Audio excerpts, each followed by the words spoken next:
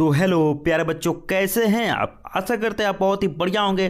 तो दोस्तों, अगर आप भी क्लास 10th में और अपना बोर्ड एग्जाम 2026 में देने वाले हैं तो ये वीडियो आपके लिए काफ़ी ज़्यादा इंपॉर्टेंट होला। बिकॉज इस वीडियो में हम जो है बायो यानी कि क्लास 10th के बायोलॉजी चैप्टर के वैसे ऑब्जेक्टिव देखने वाले हैं ना। बायोलॉजी के ऐसे ऐसे ऑब्जेक्टिव देखेंगे जो कि आपके एग्जाम में हर बार आपके एग्जाम में ये बार क्वेश्चन यहाँ से पूछे जाते हैं। और मैं आपको बता दूँ, यहाँ से 3 से 4 क्वेश्चन आपको एकदम देखने को मिलेंगे ही मिलेंगे एग्जाम में, ठीक ना। तो वीडियो को शुरू से लेकर अंत तक जरूर देखिएगा। और हाँ, जिस चैप्टर से ऑब्जेक्टिव लेकर इस चैप्टर से ही सबसे ज़्यादा आपको ऑब्जेक्टिव या फिर सब्जेक्टिव पूछे जाता है, ठीक ना। चलिए पहले क्वेश्चन की तरफ चलते हैं। और हाँ, वीडियो को जरूर लाइक कीजिएगा। वीडियो पसंद आए तो वीडियो को जरूर ही आप लाइक कर दीजिएगा। और हाँ, मैं यहाँ पे टॉप 20 ऑब्जेक्टिव कराने वाला हूं। अगर आपको जितना भी टॉप 20 में से जितना आप सही करते हैं वो आप कमेंट में जरूर बताइएगा कि मेरा जो है इतना ऑब्जेक्टिव जो है वो सही हुआ, ठीक है। चलिए प्यारे साथियों, पहला क्वेश्चन है पराग कोश में होते हैं, यानी कि पराग कोश में क्या होते हैं। पराग कोश में क्या होते हैं, वह यहाँ पे वहादल होते हैं, अंडाशय होते हैं, या फिर मंडप होते हैं, यहाँ पे अंडप होते हैं, या फिर परागकण होते हैं। तो मैं आप सभी बता दूं, पराग कोश में जो होते हैं ना वो परागकण होते हैं, ठीक ना। पराग कोश में क्या होते हैं, परागकण होते हैं। तो ऑप्शन नंबर डी इसका राइट आंसर होगा। चलिए प्यारे साथियों, अगले क्वेश्चन की तरफ चलते हैं। 2 नंबर क्वेश्चन कह रहा है यहाँ पे अंडाणु निषेचित होता है। अंडाणु जो होता है वो कहाँ से निषेचित होता है। तो अंडाणु जो होता है वो कहाँ से निषेचित होता है। तो योनि द्वार से बिल्कुल नहीं, गर्भाशय से अंडाणु निषेचित नहीं होता है, अंडा से नहीं निषेचित होता है, बल्कि ये जो होता है वो फिलिपियन नलिका से अंडाणु जो है निषेचित होता है, ठीक ना। तो इसलिए ऑप्शन नंबर बी इसका राइट आंसर होगा। अगला क्वेश्चन है शुक्राणु का निर्माण होता है। तो शुक्राणु का निर्माण है जो दोस्तों, वो शुक्राणु जो है एक कौन सा हार्मोन है, तो एक नर हार्मोन है, ठीक ना।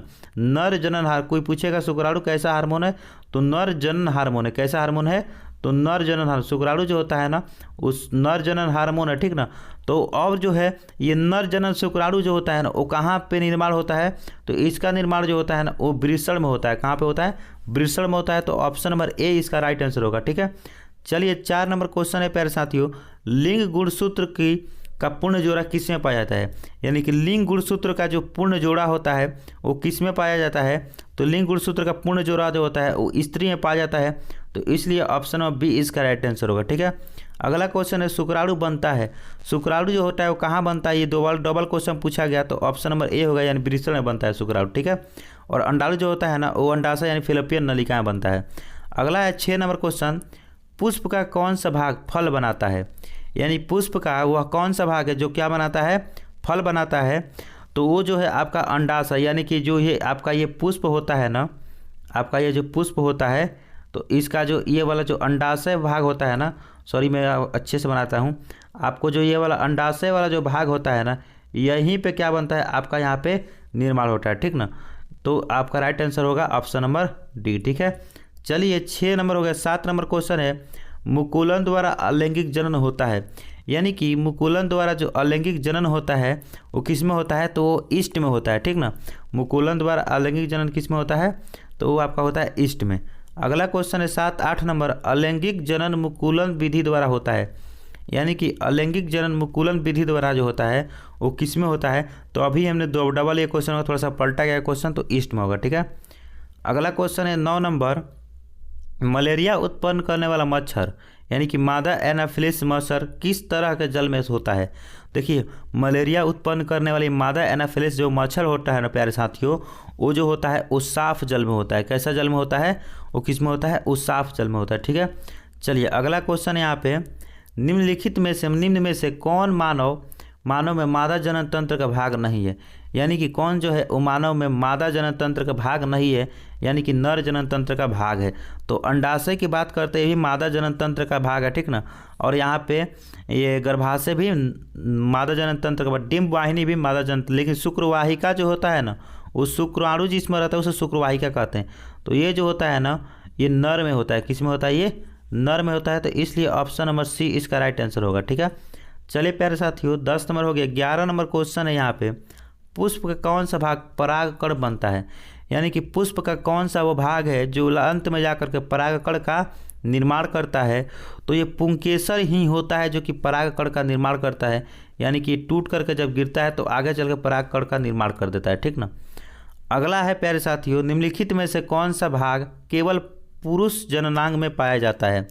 यानी केवल और केवल जो है पुरुष में पाया जाता है, तो फेलोपियन नलिका महिला में पाया जाता है, और यहाँ पे माइनोरा भी उसी में, पुटअप भी उसी में पाया जाता है। लेकिन वो शुक्रवाहिका जो होता है, अभी मैंने क्वेश्चन बताया था, शुक्रवाहिका जो होता है वो केवल और केवल किसमें, नर यानी कि पुरुष में पाया जाता है। ठीक है, चलिए प्यारे साथियों, इसका सी ऑप्शन राइट आंसर होगा। ठीक ना।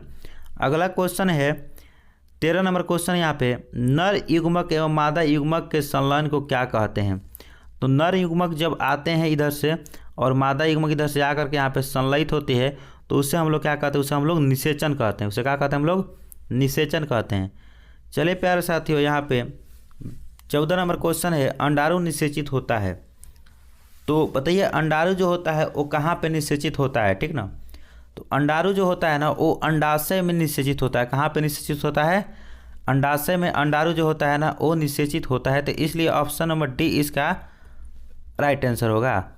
अगला क्वेश्चन है 15 नंबर, निम्नलिखित में से कौन लैंगिक जनन संचालित रोग नहीं है। यानी कि जो है वो लैंगिक जनन संचालित रोग नहीं है।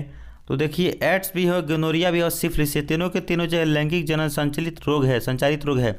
लेकिन टाइफाइड जो होता है ना वो लैंगिक जनन संचालित रोग नहीं, यानी कि यौन संचालित रोग नहीं है। तो ऑप्शन नंबर डी इसका राइट आंसर होगा। ठीक है।